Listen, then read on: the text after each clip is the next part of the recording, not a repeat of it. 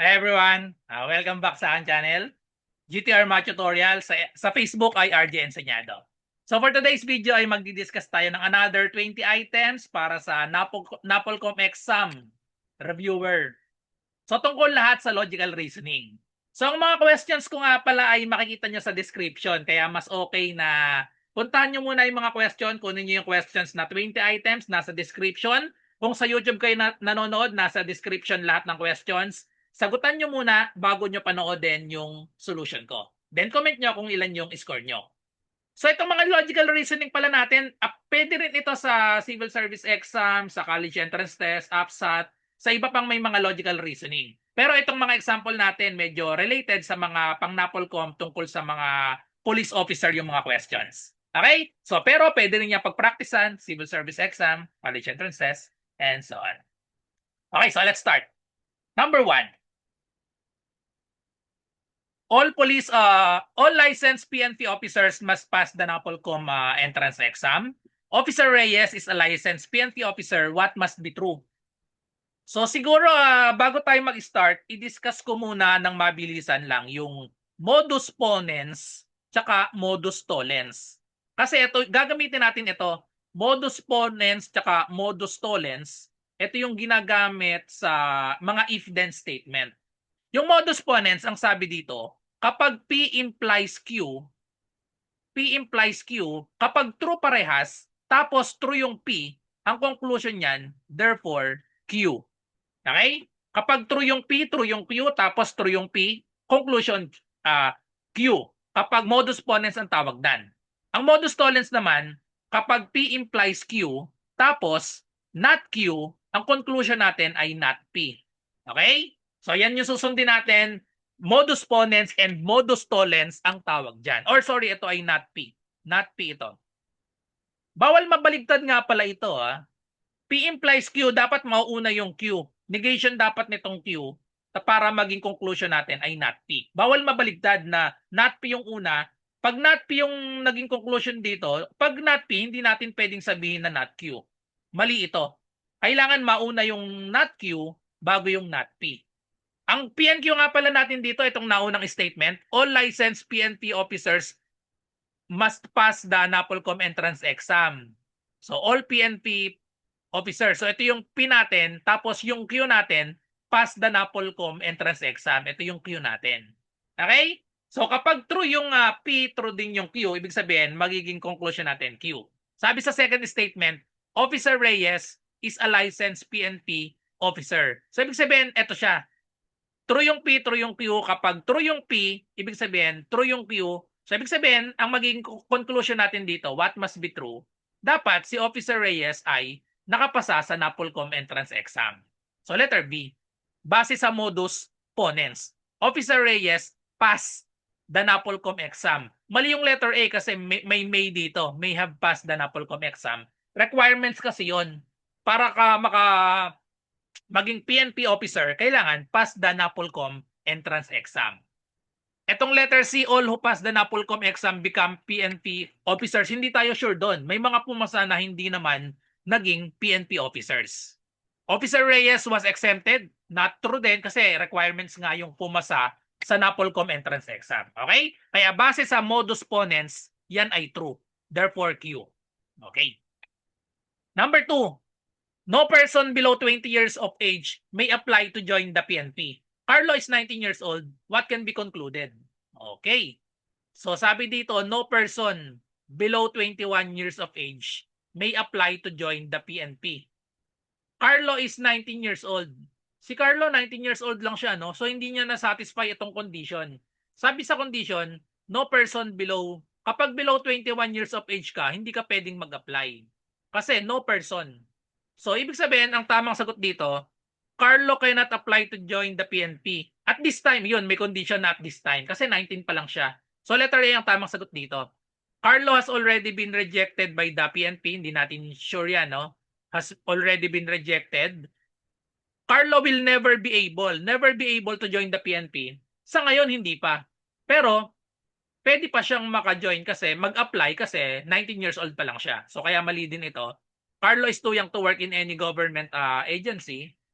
Hindi natin masasabi to kasi ang sabi dito, any government agency. Baka pwede siya sa ibang government agency. Sa PNP pa lang, bawal pa kasi 19 pa lang siya. So the correct answer is letter A. At this time dapat. Number 3. Some vehicles in the motor pool are due for maintenance. All vehicles due for maintenance must be grounded. Which conclusion is valid? So dito naman sa problem na ito, Venn diagram ang gagamitin natin kasi merong some tsaka merong all. Kapag nakita nyo yung word na some at all, Venn diagram ang magandang gamitin. So some vehicles in the motor pool are due for maintenance. Due for maintenance, drawing tayo ng dalawang circle. Ito yung vehicles and then ito yung due for maintenance. Okay? Tapos, ang sabi naman dito, all vehicles due for the maintenance must be grounded. Lahat ng vehicles na for maintenance ay grounded. So, lagyan natin, i-enclose natin ipaloob natin itong for maintenance sa letter G. Sa red circle na grounded. Ngayon, alin ang true dyan base sa Venn diagram natin, alin ang magiging true sa choices natin? All vehicles in the motor pool are grounded. Mali. Kasi ito yung, itong part na ito, vehicle ito, pero hindi siya grounded. Okay? So, mali yun. Some vehicles in the motor pool must be grounded. O, tama ito. Kasi some lang, ito yun. Ito yung nasa motor pool na grounded. Itong part na nandito, hindi grounded ito. Kasi some lang no? No vehicles in the motor pool are currently operational. Mali ito, no? Kasi may operational yung mga hindi grounded. Ito, operational ito. And then the motor pool has very few vehicles, hindi natin alam yon. Wala tayong alam dito sa statement na to. So, basta ang alam lang natin, some vehicles in the motor pool must be grounded. Number 4. Every officer on night patrol carries a flashlight. Officer Santos is on night patrol. O, parang ano ito? Applicable dito yung modus ponens, no? Every officer on a night patrol carries a flashlight. So parang ito yung P, ito yung Q. Carries a flashlight yung Q. Officer Santos is on night patrol. Di true siya, no? P implies Q, and then true yung P. Kapag true yung P, therefore, dapat true din yung Q. True yung Q. So therefore, Officer Santos kailangan carries a flashlight kasi ayon sa modus ponens. Ang condition para maging condition para sa mga night patrol ay meron dapat flashlight. So therefore, the correct answer is letter B. Officer Santos carries a flashlight base dito sa modus ponens. Okay? So kahit hindi gumamit ng modus ponens, alam dapat natin yan dito sa condition natin dito. Every officer on night patrol carries a flashlight. Every officer, dapat lahat. Kaya automatic, may flashlight dapat si Officer Santos. Number 5. No evidence obtained without a valid warrant may be used in court. The evidence in this case was obtained without a warrant. What follows? Okay. So what follows? No evidence daw obtained without a valid warrant may be used in court. Kapag without valid warrant, hindi siya pwedeng gamitin kasi no evidence. Bawal gamitin, no? And then sabi, the evidence in this case was obtained without, ayun nakalagay, without a warrant. So, anong ibig sabihin nun? Without a warrant daw yung evidence, edi hindi pwedeng gamitin yon. Kasi sabi, no evidence obtained without a valid warrant. So, the evidence may be used with the judge permission. So, hindi, mali ito, no? Kasi sinabi na nga na no evidence without a valid warrant may be used. The evidence cannot be used. So ito yung tamang sagot. The evidence cannot be used kasi nga wala siyang valid warrant. The entire case will be automatically dismissed. So hindi naman tayo sure diyan. The arresting officer will be penalized. So hindi rin tayo sure diyan. Basta ang alam natin, yung evidence without warrant ay bawal gamitin. Okay? Number 6. If a suspect confesses voluntarily and with counsel present, the confession is admissible. Ayan. So, yun yung condition ha. Suspect confesses voluntarily and with counsel present, the confession is admissible. So, ang sabi, the suspect confessed without counsel present. So, what can be concluded? So, i-apply natin dito yung modus ponens or modus tollens. P implies Q. Tapos ano yung condition dito? If a suspect confesses voluntarily and dapat with counsel present. Para maging true siya, with counsel present dapat, magiging true yung condition natin, the confession is admissible. Admissible, ito yung Q natin. Para maging admissible siya, dapat true itong P. Eh ang sabi, the suspect confessed without counsel present. So ang ibig sabihin niyan, kabaligtaran, no? Without, di not P. Okay, so pag ganito, P implies Q tapos not P, hindi natin pwedeng sabihin na not Q. Baligtad baligtad. Ang sabi sa modus ponens, dapat ganito yung ayos. Sa modus tollens pala. Sabi sa modus tollens, ganito dapat yung ayos. PQ tapos not Q. Dapat mauuna yung not Q para masabi nating not P. Not Q dapat para masabing not P. Pag nauna yung not P, hindi natin pwedeng sabihin not Q. Mali ito. Walang ganitong rule. Ang may rule lang tayo modus ponens. So the confession is admissible, mali na agad ito. Pero yung letter B, the confession is inadmissible, hindi tayo sure dito. Hindi tayo sure kung true yan.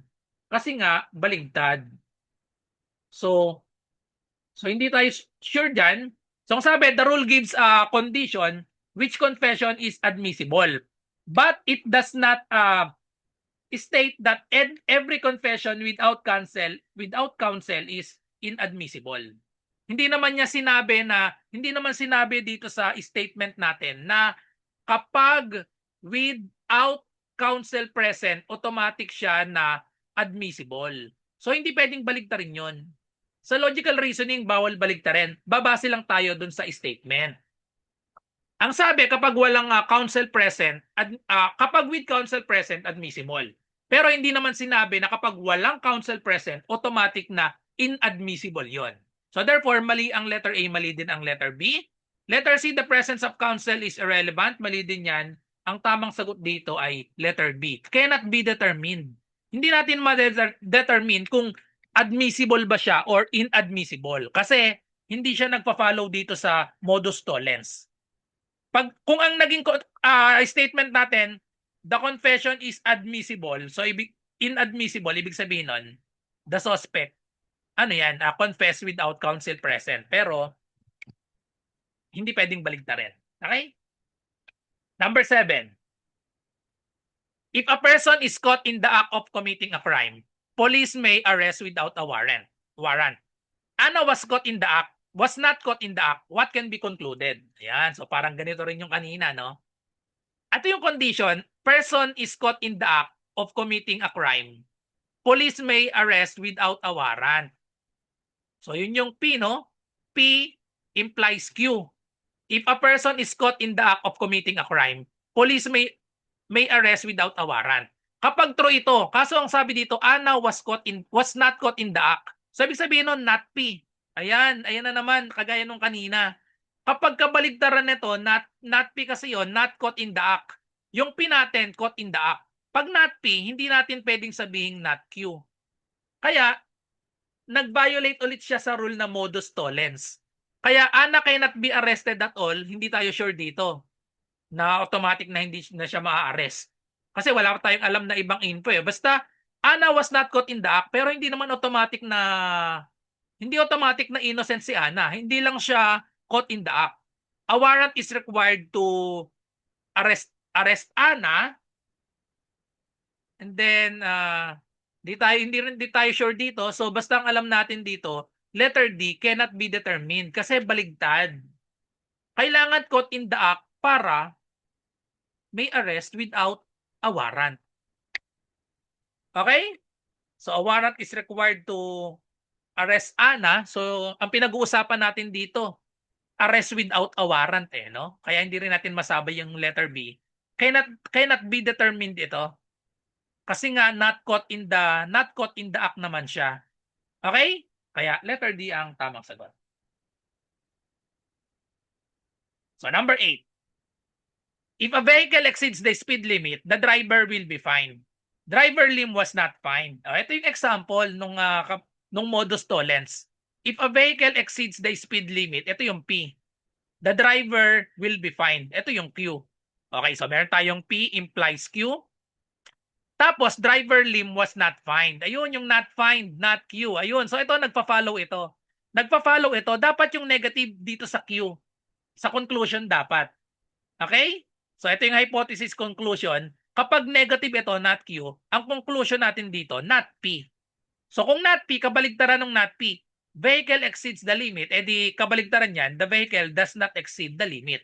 Or driver limb exceed the speed limit, mali. Driver limb did not exceed the speed limit. So letter B yung tamang sagot dito. Driver limb was given warning instead, hindi natin alam kasi nga hindi nga siya nag-find. Hindi tayo sure dito. Cannot be determined, mali na kasi letter B ayon sa modus tollens, not P ang conclusion kasi hindi niya negative nitong Q. So automatic kaya siya hindi siya na-find kasi hindi siya speed limit. Does not exceed the speed limit. Number 9. If the police receive a valid tip, they will conduct a raid. They did not conduct a raid. What can be concluded? Ayun. So ito naman yung example ulit. If the police receive a valid tip, ito yung P, they will conduct a raid. Q.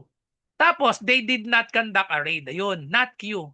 O, di nagpa-follow siya ng modus tollens. P implies Q, not Q. Automatic ang conclusion natin dyan. Therefore, ang basa dito sa tatlong dot, therefore, not P. So, ano yung not P? The police did not receive a valid tip. They received a tip but ignored it. Hindi natin sure. They did not receive a valid tip. So, letter B ang tamang sagot dito. The raid was postponed, hindi tayo sure. Cannot be determined. Automatic na mali. So, nagpa-follow siya ng modus tollens. Kaya automatic. Not P yan. Kaya hindi sila nag-raid. And then number 10, all police vehicles are equipped with radios. This vehicle is not equipped with a radio. What can we conclude? So, ang sabi, all police vehicles are equipped with radios. Automatic ito, condition, no? Basta police vehicle, meron siyang radio. This vehicle is not equipped with a radio. Ayun. Kailangan yung word na all dito, ha? Kailangan lahat ng police vehicles equipped with radio. This vehicle is not equipped. So, ibig sabihin, hindi siya. What can we conclude? This is a police vehicle in need and repair. Not equipped, no? So, ibig sabihin, modus tollens ulit ito, no? Hindi siya police vehicle. Letter B, this is not a police vehicle. This vehicle needs to be replaced, cannot be determined, mali. So, nagpa-follow siya ulit ng modus tollens. P implies Q, tapos this vehicle is not equipped with radio, so therefore, not Q yun. Ang conclusion natin, therefore, not P dapat.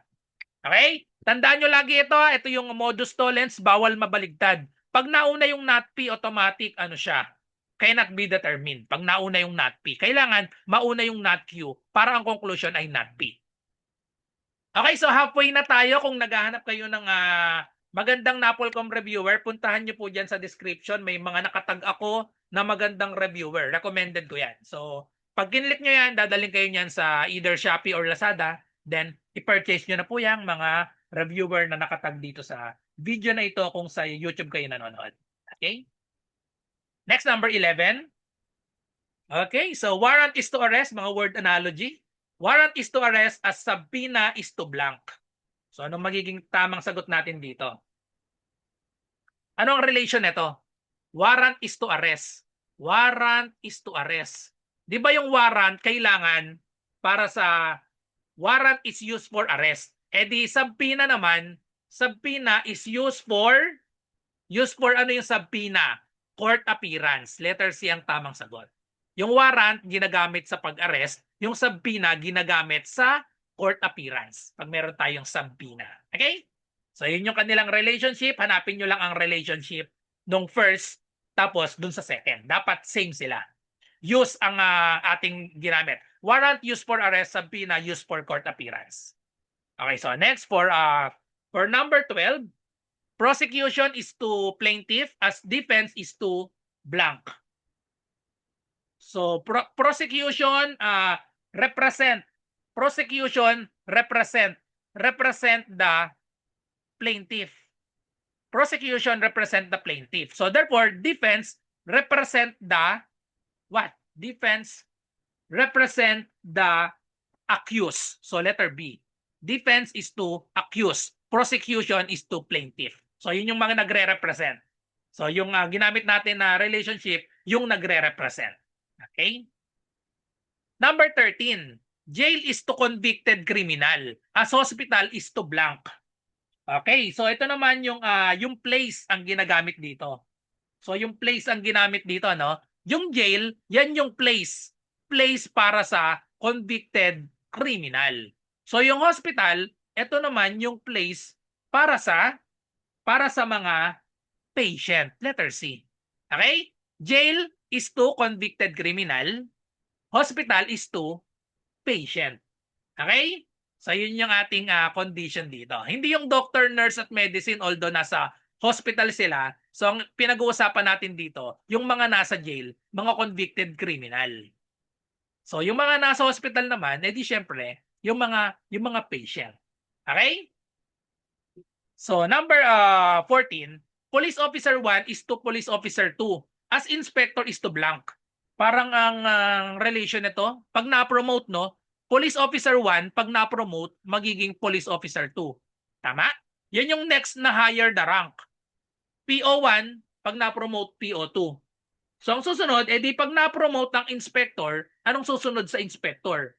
Pag na-promote ng inspector, ang next higher rank niya ay senior. Senior inspector. So letter B. Senior inspector ang kasunod ng inspector. Okay? So sa ranking ito, PO1 ang kasunod niya PO2. So pag na-promote ang inspector, senior inspector. Okay? Number 15. Evidence is to investigation. A symptom is to blank. Ano naman yung relationship nito? Evidence papuntang investigation. Ano yung relationship niya? Gamitin natin yon sa symptoms papunta dito. Okay, so evidence evidence used in investigation. Yung evidence ginagamit sa investigation. Siyempre, yung symptoms ginagamit naman symptoms used in medicine, diagnosis, hospital or doctor. Yung symptoms ginagamit dito sa letter B, diagnosis. So yung evidence ginagamit sa investigation, yung symptoms ginagamit naman sa diagnosis. So hindi sa medicine, hospital, and doctor. Symptoms ginagamit sa diagnosis. Okay? So yan yung ating mga word analogy na related sa police officer. Okay? Sa NAPOLCOM exam. And then next, we have, okay, sa mga letter series, what is the next letter in the series? JMPS blank. So siguro kunin natin ilang letters yung nasa pagitan nito. JKL. Dalawa, no?